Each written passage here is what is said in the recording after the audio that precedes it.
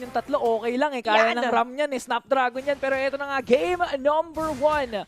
Bigatron Alpha versus the reigning defending world champions, ang Onyx Philippines. Ha! Baliktad pa. Badang tank. Oo, badang. Ay, hindi. Akala ko Cho kasi to si Light eh. Oh, Yung skin kasi. Ay, magkamukha kasi yung Seiya.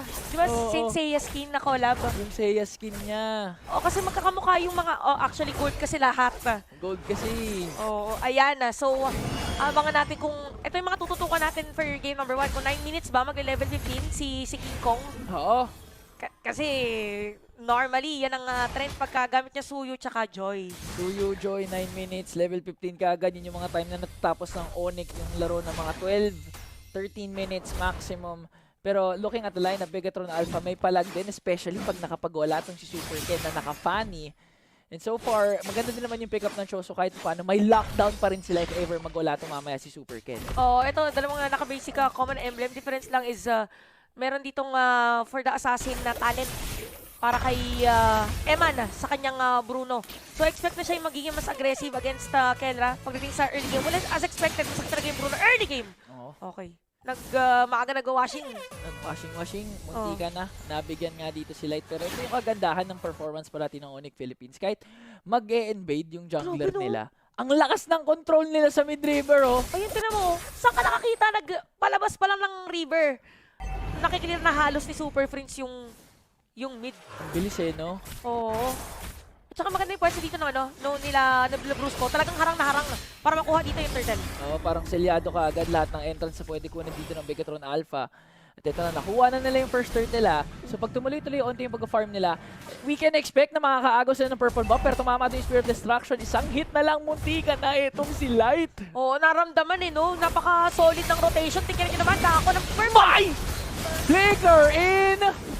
Sipa, Super Ken, unang tutumba. Onyx Philippines, wala pang 3 minutes, nag-i-invade na kaagad. Oo, grabe naman. Tsaka yung invade nila dito, ingat. 4 agad sila na magkakasama. Oo. Parang kung ikaw yung kalaban dito, parang ang hirap isipin kung para natin pipigilan kasi meron kang high loss. Although meron namang gatot, pero yung continuous damage. Speaking of, si Kirk pala yung high loss na akala mo tank. Kasi kasama siya. Nandun na eh. Ang bilis mag-rotate eh. Oo, isipin mo yung lane mo ay top lane. Pero dahil kailangan full pack tayo sa sa pag-invade, sumama ka sa amin. Parang ano eh, no? Dito mo talaga nakikita yung epekto ng after nila mag-scream. Sabi mo nga, nagbabrawl sila. Yan. 3 minutes pa lang, lahat sila nasa mid na. Magkakasama na agad. So, ayan na. So far, very aggressive dito yung Onyx Philippines. But looking at the gold, hindi pa naman ganun kalaki. Yung kalamangan, mahirap lang siya kung ang gold difference ay nakafocus kay King Kong and even kay Kelra. So, ibig sabihin may effectivity or yung effectiveness in terms of laning ay napakaganda. Grabe yung hawak nila sa river. Ang lala eh. Ay, Oo. yung tandem talaga ni Brusco tsaka ni Super Friends. Parang hindi ka pwede basta-basta makapasok. And this considering na si Badang, naka-lighter. Teka lang, ang ganda na naman. Nang huli ng The Bruiser, Brusco. Sulit na sulit ang bawat pindot ng flicker, ang bawat pindot ng ulti dahil nakuha na naman nila ang kill onto Super Ken plus the invade dito sa purple buff. Pero teka lang, tumalon na nga ang Bigatron Alpha. Tinatry nila gumo. Pero ang problema, napakakunat naman talaga ng Super Family. Pero yun nga lang, si Brusco yata mabibigyan na rin. So, dalawa na patay. Dito ng Bigatron Alpha at parang dediretso pa dun sa may turtle.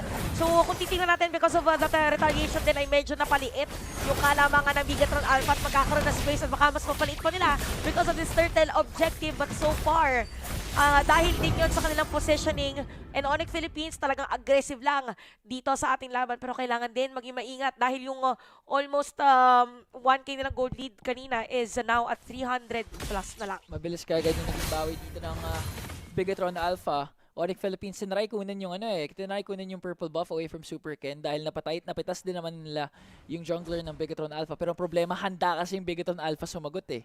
Ang ganda ng pagkasadi naman ni Luke ng kanyang Avatar of the Guardian. Tumama sa dalawa, kaya naman 500 na lamang ulit ang kalamangan ng Onyx Philippines. Pero problema kasi, they're giving a lot of space para kay Kelra. Pero teka lang dito dahil si Super Friends ay napitas bigla ni Luke. AOG tumama. Kirk soaking up the damage. Nandiyan pa naman yung Ring of Punishment. At wala nang extra casualties for Onyx Philippines. Super Friends lamang ang mawawala. Alam mo, isa din sa nagpapahirap dito sa sa Onyx Philippines, yung mga vacuum ni Moreno. Si Moreno. Kasi yun yung main damage na deal against Super Friends earlier, kaya din napatay. So yung sabihin na natin connection ni Luke at saka ni Moreno ay naging effective para din sa ating Labyrinth. Sama pa yung follow-up na stun from a light. Actually, either way, kung sino mauna na mag-set up, may it be the vacuum from Moreno, may it be the stun from a light, maganda yung follow-up damage for the team. So far things are looking good, pero hindi pa natin nakikita yung eminent threat from Fanny, probably because ay nade-delay din talaga at medyo nababantayan yung kanyang mga buff kanina, kaya nakafocus muna doon sa may top lane. Well, parang ang target nga ata nila si Pamela, pero light na ngayon ang pangalan. Giving the kill kay Kelra. Hindi tumama yung Spirit of Destruction, pero may diversion play na gagawin ng Bigatron Alpha para makatakas. No extra casualties, light lamang ang mawawala, pero Onyx Philippines umaamba.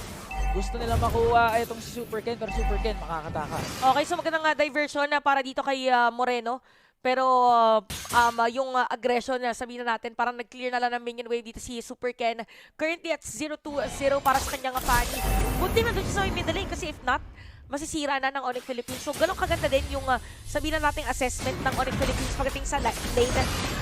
Kasi alam nila kung ano gagawin. Wait lang, turtle Okay, ang balak ulti ng Onyx Philippines ay ma-secure ang huling turtle at makukuha yun ni King Kong. At magta-transition na sila sa mid lane. Ipo-force na nila yung push.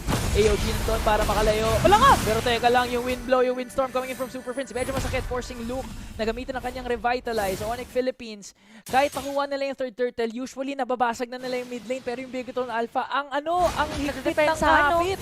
Oo, sobrang tinedepensahan talaga nila yung mid lane. At saka, anong nangyayari dito for Bigatron Alpha, parang yung side lanes, yun naman muna yung pinapagana nila. So naghanap si Moreno dito ng pwedeng TP-han actually, pwedeng pag-diversionan. Kasi minsan pag sinilip mo, pag dinarag mo, may kita mo. Kahit pa paano, no? Na merong tao doon. But so far, Onyx Philippines lamang pa rin pagdating sa gold. At si Kelra, ang ating top na merong gold para dito sa ating game. So, ang layo ng diferensya against Emma. Napakalaking factor niyan for a gold laner.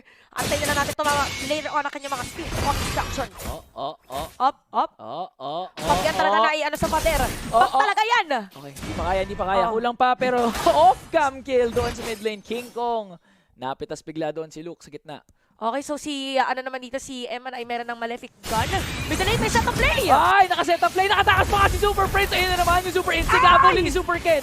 Makakaisa mo ng cutthroat pero na-stun doon ni Kirk. Makakatakas pa rin ng ligtas etong si Super Ken at nabigyan niya si Super Prince. Oo, yun yung kinagandahan niya talaga sa Fanny. Parang pwede mo talagang puntahan sa likod si Super Prince. Ang taas ng respeto ng Bigatron Alpha kay Super Prince kasi kanina pa talaga tinatarget pero bottom lane.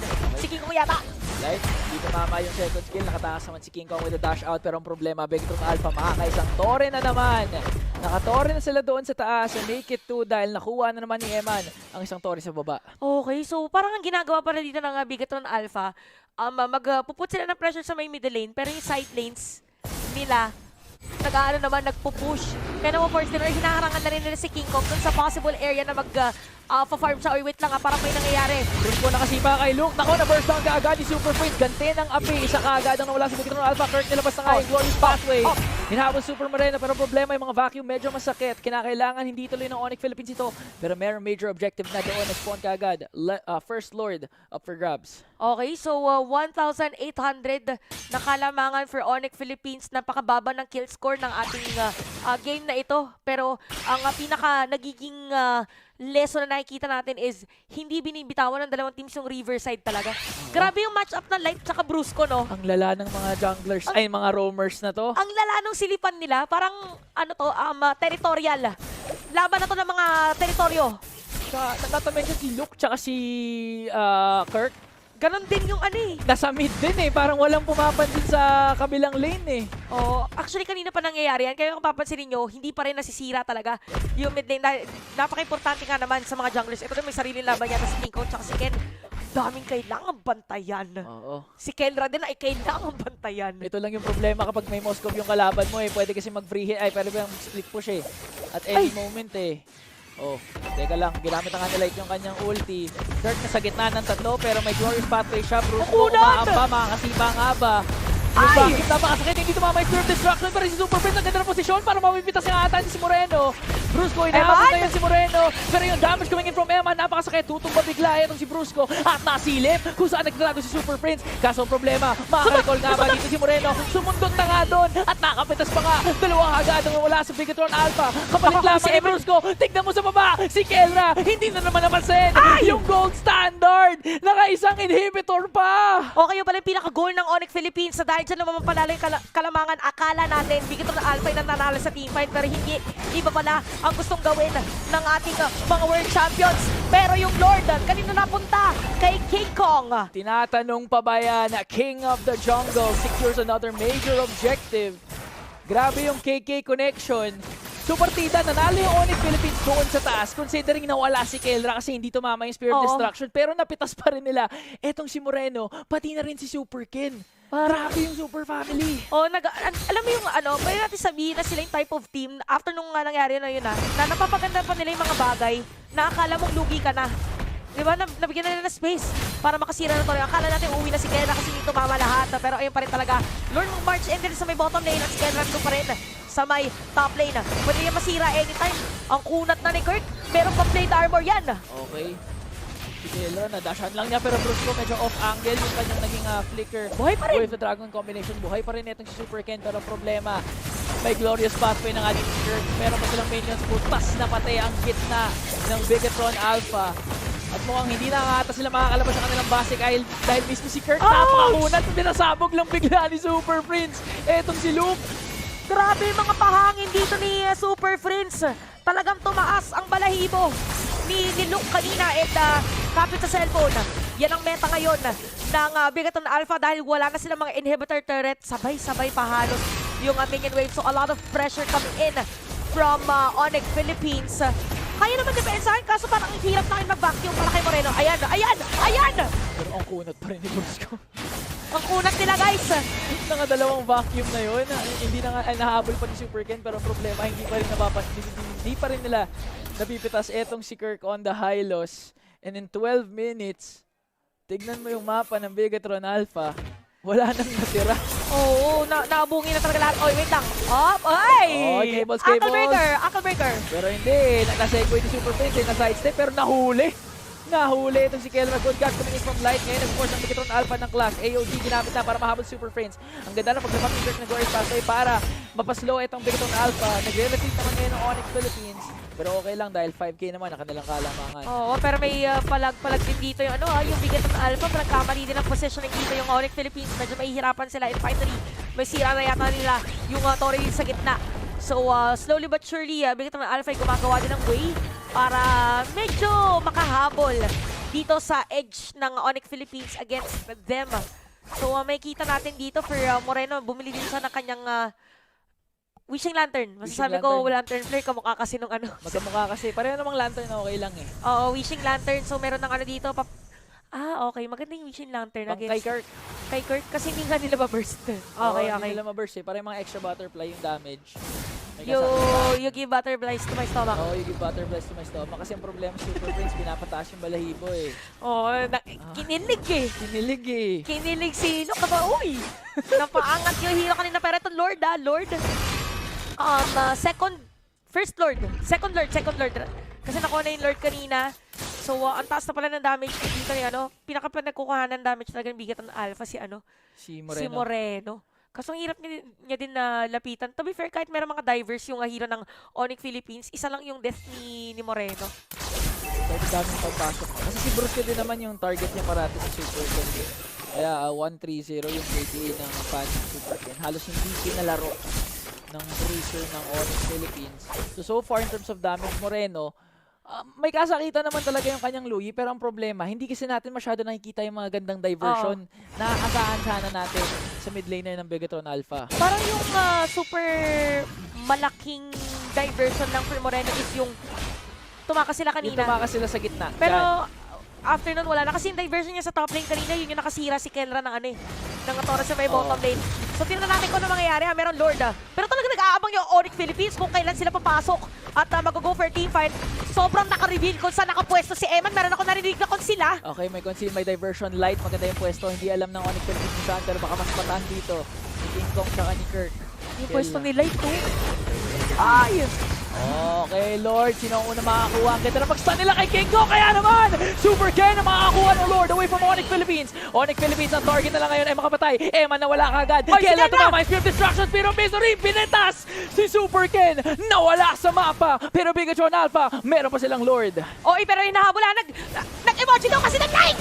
Nag-emoji ng like dahil tatlo ang nawala sa Bigatron Alpha. Light na lamang natitira. Kirk buying time pero pinitas bigla ni King Kong. Another off-cam kill. Kelra, Super Prince, tumitipin na sa gitna. Baliwala yung Lord na nakuha ng Bigatron Alpha. Onyx Philippines with a dominant Game 1 win.